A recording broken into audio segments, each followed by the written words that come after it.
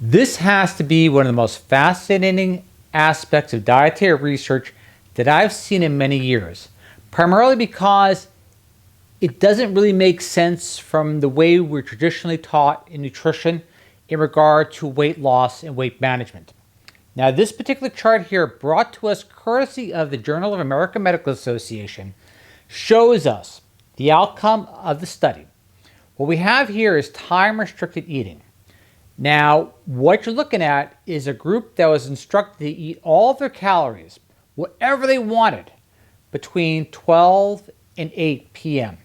No caloric restriction. So 12 noon to 8 p.m.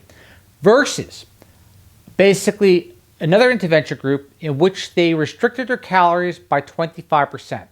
And this went over 6 months. And the results were amazing, as you could clearly see by the chart. And it gets even more intriguing. Now, remember, let's go back a little while. Well, let me first give you an excerpt from this actual full study itself. This way you can see and validate what I'm expressing to you from the research here, so you understand there's no mistakes. Go. Full study. This is a quote from it. Participants in the TRE, time-restricted eating group, ate ad lib between 12 and 8 p.m. daily and fasted from 8 p.m. to 12 p.m. the following day. During the 8-hour eating window, participants were not required, and I want to reiterate that, not required, to monitor caloric intake, and there were no restrictions on types or quantities of food consumed. You don't realize how confounding that is to an individual which has been traditionally trained in nutrition, because there's so many variables. Sugar intake, carbs, so on and so forth. And it doesn't mean that the diets can't be improved, but I have to remove personal biases and look at what's called the circadian type aspects of this diet having a profound effect in regard to weight. It's the outcome. All right, now I'll explain why. Let's go back to research that we looked at from basically 2015. You see the evolution of the observation.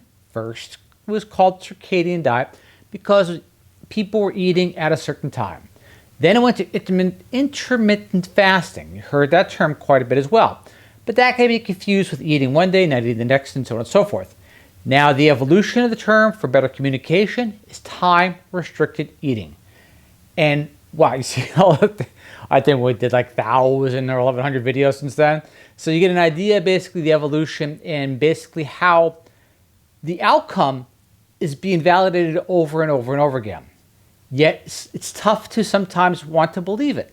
Now, it doesn't mean it can't be refined through better quality of food and so on and so forth and exercise.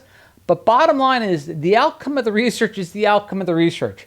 And eating between 12 p.m. and 8 p.m. had a profound effect and repeated in other independent studies on top of that.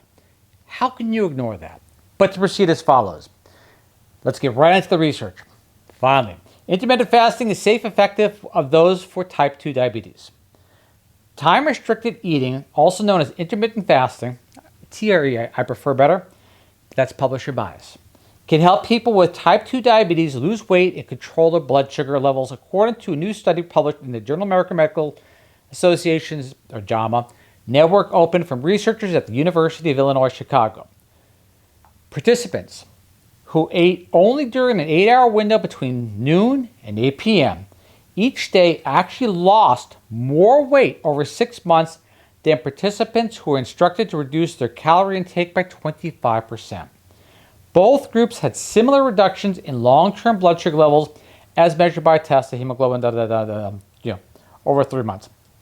There were no serious adverse events reported during the 6 months. Because you think, you're eating a certain period of time and your blood sugars, so on and so forth, will go out of control.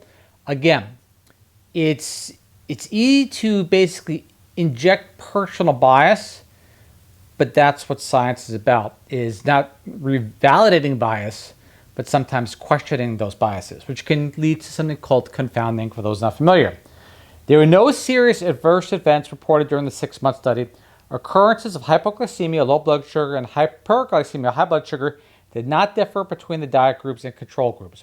And just to caveat that, always work with your medical professional, especially when making any dietary changes that may even appear to be as extreme as the one we are presenting. To proceed, if it is the extreme. Today, 1 in 10 U.S. residents has diabetes, and that number is expected to rise to 1 in 3 by 2050. 1 in 3 if current trends continue, following that vector. The research explained finding more options for controlling blood sugar levels for these patients, therefore, is crucial. Now, think of that aspect. You want to say, hey, well, what if this is actually done prior with individuals that don't yet have diabetes? Maybe that outcome could be avoided by not trying to make this dietary advice or message so complex. Eat this then, da da da da da. Before you know it, people just throw the towel in. This is just incredibly easy to follow. To proceed, the next question is, what type of weight loss was lost? And it's important. Going back to the full study. Fat mass decreased in the time-restricted eating, the TRE group, by months, that's 6. But not this calorie-restricted, the CR group, which is really interesting because calorie restriction relative to controls may not be, it may work well with non-diabetics in some aspects, again, without interjecting publisher bias, but individuals that have blood sugar control issues, the CR diet by caloric restriction may not have as advantageous an effect. Again, I don't want to add a hypothesis or dimensions to the outcome of the study, which I did not participate in myself. But still, just the same, this is amazing because let's go back to the original chart once again. There is no monitoring of caloric intake. There's no monitoring of what is consumed. And yet, the group that is being monitored, the caloric restriction group, by reduced their calories by 25% over a 6-month period, still did not perform anywhere near as well as just individuals who ate between noon and 8 p.m. Again, it's tough to get your head around that. But however, though, that is the beauty of the research. And maybe we have some biases inherent in us, which basically researchers discovered back in 2015 when they started calling it, or discovering, that eating according to a certain circadian rhythm had profound effect on metabolism itself. Again, you got to give credit to the researchers from the JAMA again.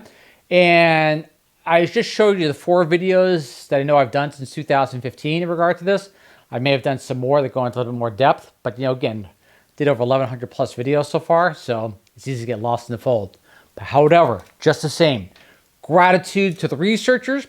It's an amazing, amazing discovery that could help untold number of people in a very simple, and I don't want to overuse the word profound, but yeah, this is pretty profound way. And gratitude, and I'm humble you watch, and look forward to seeing you all again and seeing what you and I discover next week. Catch you all next time. See you then. Bye.